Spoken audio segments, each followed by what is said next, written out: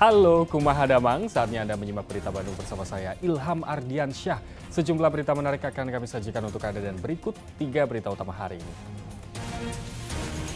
Bela sungkawa atas tragedi Kanjuruhan yang menelan banyak korban jiwa. Ratusan bobotoh menyalakan lilin dan menggelar tabur bunga. Tanah bergerak kembali terjadi di wilayah Garut Selatan. Belasan rumah warga di Desa Jayabakti rusak. Akan diuji coba Juli tahun depan oleh Presiden. Kemajuan pengerjaan proyek kereta cepat Jakarta-Bandung baru mencapai 60%.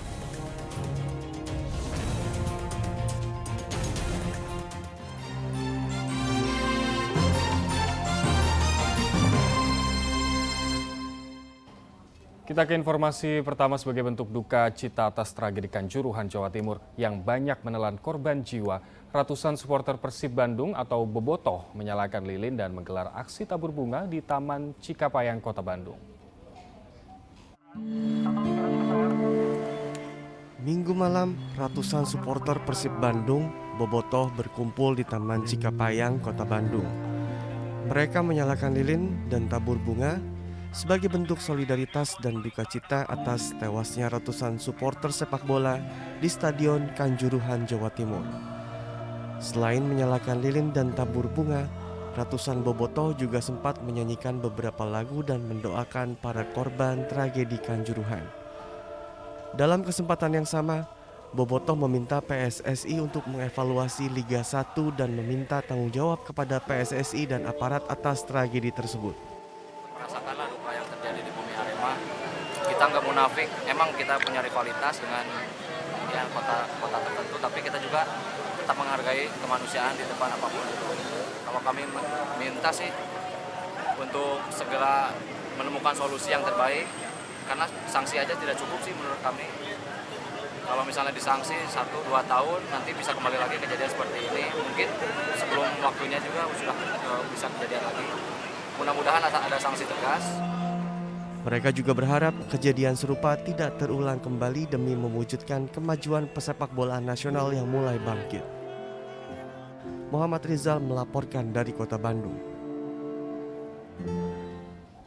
Tak hanya di Taman Cikapayang, Kota Bandung, aksi bela sungkawa terhadap tragedi Kanjuruhan juga dilakukan para bobotoh dan polisi di Soreang, Kabupaten Bandung.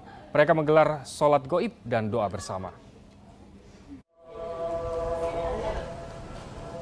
Di Masjid Baitul Muhaimin Mapolresta Bandung, Polresta Bandung bersama sejumlah bobotoh menggelar salat gaib dan doa bersama untuk ratusan korban yang tewas dalam kericuhan di Stadion Kanjuruhan, Malang, Jawa Timur. Kehadiran bobotoh Persib di Mapolresta Bandung karena sebelumnya mereka berencana menggelar acara nonton bareng pertandingan Persib melawan Persija. Namun karena pertandingan ditunda, akhirnya mereka memutuskan untuk menggelar salat gaib. Terlebih ada 2 orang anggota polisi yang juga tewas dalam tragedi Kanjuruhan. Dan kami dari Polresta Bandung memang sudah mengagendakan nobar di halaman Mapolresta Bandung ini. Hanya saja karena pertandingan diumumkan ditunda sepekan, maka teman-teman supporter bobotoh yang sudah ada di Polresta Bandung, kami melaksanakan kegiatan sholat goib bersama. Ya, kita sangat berduka sekali dengan kejadian ini. Semoga ini jadi pembelajaran buat kita semua dan buat kami juga supporter. Ya mudah-mudahan ini saya harap kejadian yang terakhir tidak terjadi lagi. Soalnya sepak bola itu kemanusiaan di atas segalanya. Sebelumnya pada hari Sabtu, 1 Oktober 2022, ratusan supporter sepak bola tewas di Stadion Kanjuruhan, Jawa Timur usai pertandingan antara Arema dengan Persebaya. Muhammad Abbas melaporkan dari Kabupaten Bandung. Perwakilan pengurus bobotoh Persib Tasikmalaya menyatakan turut berduka atas tragedi Kanjuruhan. Bobotoh bertekad untuk jadi supporter yang menghindari kekerasan. Perwakilan pengurus bobotoh Persib Tasikmalaya mendatangi Mapolres Tasikmalaya untuk bertemu dengan Kapolres untuk bersilaturahmi, sekaligus melakukan doa bersama untuk para korban supporter Arema FC yang tewas di Stadion Kanjuruhan Malang Sabtu malam lalu. Alhamdulillah rekan-rekan kita dari Bobotoh ini boleh dikatakan turut dan ikut merasakan dan ikut berbela-sungkawa atas kejadian yang ada di Kanjuruhan. Jadi rekan-rekan kita Bobotoh di sini melaksanakan doa bersama, melaksanakan juga sholat Indonesia. Sama-sama berbicara bagaimana di sini menilai ataupun melihat beberapa pertandingan harus bisa memberikan supporter dengan yang baik dan boleh dikatakan dengan baik dan dengan berjalan yang bisa lancar. Para bobotoh menyatakan mengambil pelajaran berharga untuk tidak melakukan kekerasan di dalam maupun di luar stadion dan mendukung Persib dengan tindakan yang tidak mencoreng sportivitas dalam olahraga. Mereka juga minta agar FIFA tidak menjatuhkan sanksi kepada PSSI yang bisa merugikan persepak bolaan di tanah air. Kalau misalnya benar-benar Indonesia, taruhlah PSSI mungkin harus di-banned sama FIFA ya selama 8 tahun. Mudah-mudahan itu tidak terjadi buat kita. Semua akan mati kutu kehilangan mata pencarian mereka. Saya yakin dari Kemenpora, dari PSSI, bahkan mungkin dari Bapak Jokowi akan berusaha sekuat mungkin supaya Indonesia atau PSSI tidak di-banned sama FIFA. Karena apa? Agenda kita suka ada banyak. Timnas U17 kita, sebentar lagi kita akan jadi tuan rumah Piala Dunia U20. Timnas kita lagi bagus-bagusnya. Sayang sekali kalau misalnya kita benar-benar di-banned sama FIFA. Makanya mulai dari bawah, dari paling bawah, yuk kita sama-sama mendewasakan diri kita masing-masing. Kita berusaha sekuat mungkin. Bahkan mungkin kalau misalnya diperbolehkan, istilah kasarnya tidak melanggar aturan. Mungkin masyarakat yang boleh ngomong ke FIFA. Tapi cukup mungkin mulai perwakilan saja lah. Usai pertemuan dan doa bersama, perwakilan Aliansi Supporter Kabupaten Tasikmalaya berjanji akan mengedukasi anggotanya untuk tertib dan menghindari tindak kekerasan.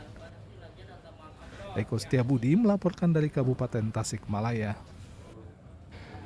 Masih soal kericuhan di lapangan hijau, laga pertandingan final Piala Suratin U13 yang digelar di Stadion Wiradadaha, Kota Tasikmalaya diwarnai kericuhan antara penonton, panitia, dan wasit.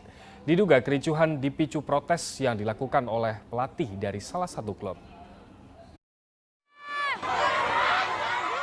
Duka cita atas tragedi Kanjuruhan, Jawa Timur belum mereda. Namun laga pertandingan final Piala Suratin U13 di Tasikmalaya malah dinodai kericuhan.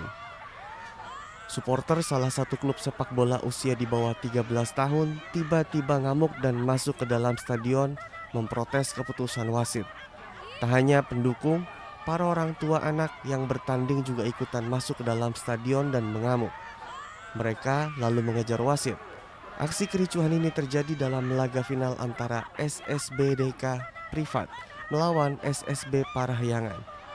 Menurut salah satu penonton pertandingan, kericuhan diawali saat pelatih masuk lapangan memprotes sang wasit karena pemainnya sering dilanggar namun tidak diberi pelanggaran.